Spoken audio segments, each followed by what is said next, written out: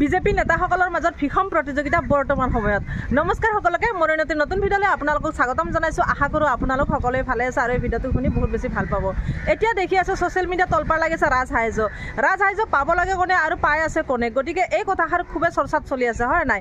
গতিকে নিবনুৱা সমস্যা কিমান আছে আৰু নিবনুৱাসকলে যদি এটা লোন ল'ব লগা হয়, ৰাজসাহায্য বিচাৰি যায়, তেনেহ'লে কিমান বাৰ অহা যোৱা কৰিব লগা হয়, চেণ্ডেল খয় যায় বুলি কয়, ফিটা ছিঙি যায় বুলি কয়, কিন্তু নাপায়। আজি অসমত কিমান লাখপতি বাইদেউ আছে, নামটো লাখপতি বাইদেউ ঠিকেই দিছে, কিন্তু লাখপতি কেইজনে হৈছে, কিন্তু হৈ আছে কোনে? মন্ত্ৰী, বিধায়ক, MLA বা মানে মুখ্যমন্ত্ৰীৰ পত্নী, যে পত্নীসকলেহে লাখপতি বাইদেউ হৈ আছে, কিন্তু অসমৰ অন্য মহিলা লাখপতি হ'ব পৰা নাই। আৰু সেই কথাটোলৈ এতিয়া চৰ্চাত আহিছে ৰাজসাহায্য। আজি দেখিছোঁ চাওক, মানে ৰান্ধনী কৰ্মীসকলে স্কুলৰ ৰান্ধনী মাত্ৰ 500 টকা বঢ়াইছে দৰমহা। তেওঁলোকে পাইছিল 1500, এতিয়া 2000 কৰি দিলে। সেইটোলৈ আজি মুখ্যমন্ত্ৰী দম্ভালি মাৰি কৈছে দৰমহা বঢ়াল, ভাল খবৰ। কিন্তু তেওঁলোকে আজি প্ৰতিবাদ কৰিব ওলাই অহাৰ নিচিনা হৈছে যে আজি কৈছে সংবাদ মাধ্যমত যে আমাক 500 টকা নালাগে, দিব লাগে 4-5 টকা, 1500ৰ পৰা 9000 টকালৈকে দৰমহা হ'ব লাগে, কিন্তু দিছে আমাক মাত্ৰ আজি 500 টকা বঢ়াই। গতিকে এইবাৰ এখন যুঁজ হ'ব। হিমন্ত বিশ্ব শৰ্মাই কি ভাবিছে, আমাৰ মুখ বন্ধ কৰিম বুলি ভাবিছে, গতিকে এইবাৰ এখন যুঁজ হ'ব। আজি তেওঁলোকেও প্ৰতিবাদ কৰিব ওলাই অহা দৰে হৈছে। গতিকে এনেকুৱা অসমীয়া মানুহৰ আমাৰ মুখবিলাক বন্ধ কৰি থৈছে অলপ অলপ পইচা দি। আমাৰ মহিলাসকলক 1250 টকা এটা অৰুণোদয় দিছে আৰু দি পিনে আমাৰ আঁচনি নাম কৰি থৈছে, কিন্তু তেওঁলোকৰ পত্নীসকলে আঁচনি নামত লাখ লাখ টকা পায়। এইটো লাখপতি কোনে হৈছে? অসমৰ মহিলাসকলে হৈছে, জনসাধাৰণে হৈছে, নে আমাৰ মন্ত্ৰী বিধায়কসকলৰ পত্নীসকলে হৈছে? গতিকে এই কথাটোলৈ খুবেই চৰ্চাত থকাৰ কাৰণে যোৱাকালি মুখ্যমন্ত্ৰীক সংবাদ মাধ্যমে সোধা দেখিছোঁ বা শুনিছোঁ যে সাংবাদিকে কুৱেশ্যন কৰিছে যে জয়ন্ত মল্ল বৰুৱাৰ পত্নীয়ে 50 লাখ টকা ৰাজসাহায্য পাইছে, এইটো কিয় পালে? এইটো কথা চৰ্চাত আছে। তেতিয়া মুখ্যমন্ত্ৰীয়ে কৈছে, হাৰে কাৰোবাৰ যদি কিবা কাম কৰি খাবলৈ যোগ্যতা আছে বা কৰি খাব পাৰে, খাবলৈ দিয়ক।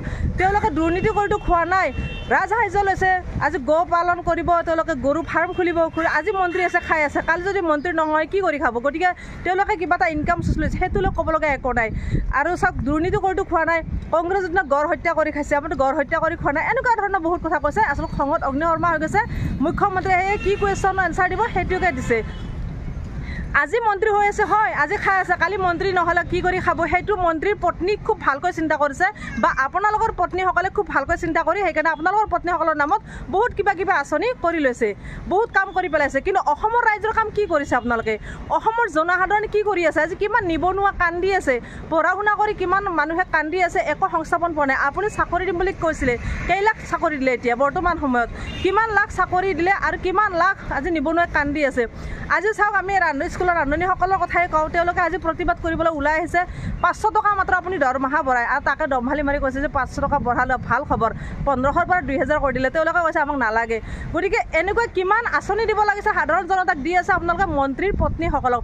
আৰু এই কথাটো মই আজি দেখিলোঁ এটা নিউজত, যে সংবাদ মাধ্যমে মানে সাংবাদিকসকলে কুৱেশ্যন কৰিছিল জয়ন্ত মল্ল বৰুৱাই কৈছে আপোনালোকে ভালদৰে কাগজখন নোচোৱাকৈ আগতে নিউজটো বজাই দিলে, এতিয়া মই কি ক'ম? আপোনালোক ক'বলগা একো নাই, এইটো সম্পূৰ্ণ মিছা।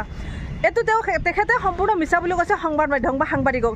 আচলতে যদি সঁচাকৈ এইটো মিছাই হয়, তেনেহ'লে মানহানি গোচৰ নুতুলে গ'লে মানহানি গোচৰ দিয়ক। আপোনাৰ পত্নীৰ নামত মানহানি গোচৰ নিদিয়ে গ'লে? আপোনাৰ পত্নীক যে ইমান অপমান কৰিলে, আজি মানহানি কৰিলে, যে মিছাকৈ এটা গৰু ফাৰ্ম খুলিম বুলি 50 লাখ টকা লৈছে বুলি, আপুনি মানহানি গোচৰ এটা হেৰি কৰি দিয়ক, কেছ কৰি দিয়ক কংগ্ৰেছৰ ওপৰত। তেনেকুৱা নকৰি এনেকুৱা ধৰণৰ কথা কৈ থাকে। গতিকে সকলো মিছা। আৰু আমাৰ মুখ্যমন্ত্ৰী মহোদয় এটা কথা খুব বাৰে বাৰে কৈ থাকে, দুৰ্নীতি কৰা নাই, দুৰ্নীতি নকৰে। কিন্তু চাওক, দুৰ্নীতি দেখা দেখি দুৰ্নীতি হৈ আছে। আজি সাধাৰণ জনতাৰ মুখ চাব নোৱাৰা হৈ আছে, আজি সাধাৰণ জনতা চলিব নোৱাৰা হৈছে। বস্তু বাহিনীৰ দামৰ ফলত কিমানখিনি আগবাঢ়ি গৈছে, কিন্তু মন্ত্ৰীৰ পত্নীসকলে ধুনীয়া বিজনেছ চলাই আছে, হয় নাই? গতিকে চাওক, আৰু যোৱাকালি মই এটা কথা শুনিলোঁ বা মুখ্যমন্ত্ৰীৰ মুখেৰে শুনিলোঁ, দেখিলোঁ নিউজত, মানে তেখেতে কৈছে যে যোৱাকালি যিটো ৰকিবুল হুছেইনক খেদিছে, পৌখেদা দিছে হেনো গোৱালপাৰাত। গতিকে তেখেতে কৈছে যে 10 লাখ ভোটত জিকিছে, আজি এবছৰতে তেওঁক খেদা খালে, তাৰমানে তেওঁ ভাল কাম কৰিব পৰা নাই। তাতেতো ময়ো যাম, আজিলৈকে মই খেদা খোৱা নাই, মোক কোনেও খেদা নাই। চাওক, আপোনাক কোনে খেদিব? কংগ্ৰেছৰ মানুহ তেনেকুৱা সংস্কাৰী নহয়, কংগ্ৰেছৰ মানুহ অন্তৰৰ পৰা শুদ্ধ।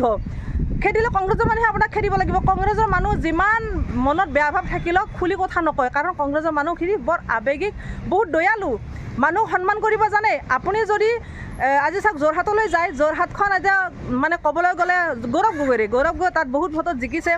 যোৰহাটত জন্ম গৌৰৱ গগৈৰ, গতিকে গৌৰৱ গগৈ তাতে জন্ম, তাৰ পৰা ৰাজনীতিটো জন্ম হৈছে। গৌৰৱ গগৈ জন্মৰ সেই জাগাখিনি যদি আপুনি যে আপোনাক কিমান সন্মানে যোৰহাটৰ মানুহে, কিন্তু তাত যোৰহাটক ভাল পোৱা মানুহে বেছি, তথাপি আপোনাক খেদি নাহে। কিয় নাহে জানেনে? সন্মান দিয়ে।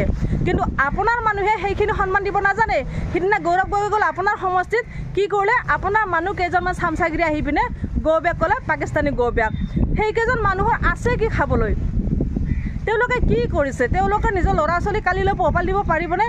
তেওঁলোকে আজি 2 পইচা পাইছে, আজি মন্ত্ৰী বিধায়কৰ পৰা পাই পিনে সেইখিনি উত্তৰাবল দেখাব আহিছে। তেওঁলোকে মানুহ সন্মান কৰিব নাজানে। এইটো কথা বুজালে যে আপোনাৰ ঘৰত অতিথি গ'লে যে আপুনি সন্মান কৰিব নাজানে, এই কথাটো বুজালে মুখ্যমন্ত্ৰী মহোদয়, কাৰণ আপোনাৰ সমষ্টি আছিল। এতিয়া চাওক, গোৱালপাৰাত ৰকিবুল হুছেইন গৈছে, ৰকিবুল হুছেইনক আজি খেদিছে, হয়। সেই খেদা মানুহখিনি চাবলৈ গ'লে তাত কোনোবা এজন ডাঙৰ লিডাৰ আছে বিজেপিৰ, সেই লিডাৰখিনি হয়তো তেওঁলোকক লগাই দিছে, যাৰ কাৰণে তেওঁলোকে এইখিনি কাম কৰিছে। কিন্তু সকলোৱেতো অহা নাই।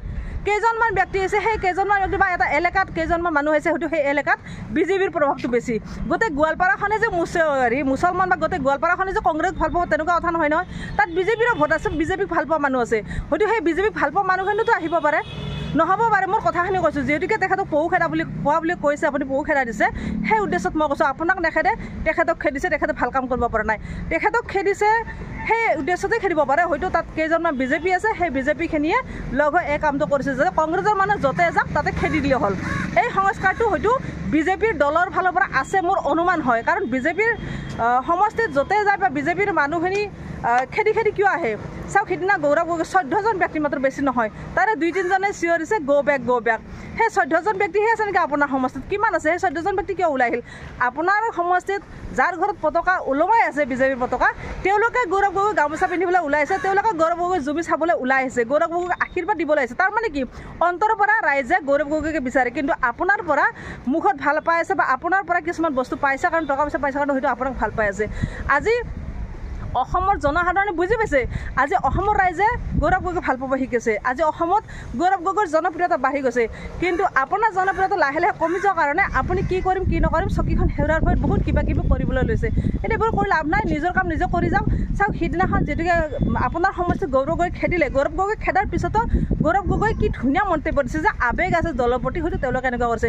কিন্তু সেইখিনি ঠাইত যদি গৌৰৱ গগৈ নাথাকি হয়তো সিদিনাৰ ক্ষেত্ৰত যদি আপুনি হ'লেহেঁতেন, হয়তো আপোনাৰ মানুহে সিদিনাখন কাজিয়াখন লগালে হয়, মাৰি ৰয় সেইকেইজন ল'ৰাক। কাৰণ বিজেপিৰ মানুহে মাৰপিট কৰোঁকৈ থাকে, বিজেপিৰ মানুহে কাজিয়া কৰোঁকৈ থাকে, যাৰ কাৰণে সিদিনা সেনেকৈ খেদি আহিছে সেই ল'ৰাকেইজনে গো বেক ক'বলৈ। কিন্তু কংগ্ৰেছৰ মানুহে ইমানখিনি আগবাঢ়ি নাযায়, কাৰণ সেইখিনি ভদ্ৰ মানুহৰ ভদ্ৰ কথা।